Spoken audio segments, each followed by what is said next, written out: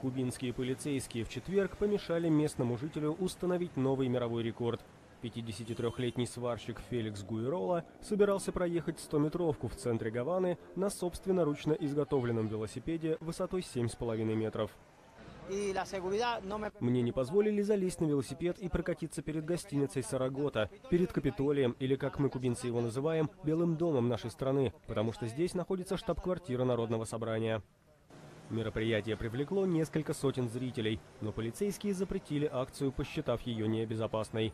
По их словам, у Гуйролы не было соответствующего разрешения.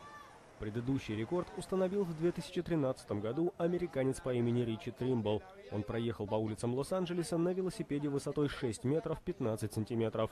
Тримбл тоже присутствовал в четверг в Гаване, но уже в качестве представителя книги рекордов Гиннесса. Надеюсь, однажды Феликс сможет приехать в США, где мы вместе построим велосипед еще больше и побьем сразу два рекорда – на самый высокий велосипед и самый высокий тандем. Феликс Гуйрола давно стал на Кубе легендой. Уже много лет он собирает велосипеды всевозможных конструкций и ездит на них по улочкам Старой Гаваны.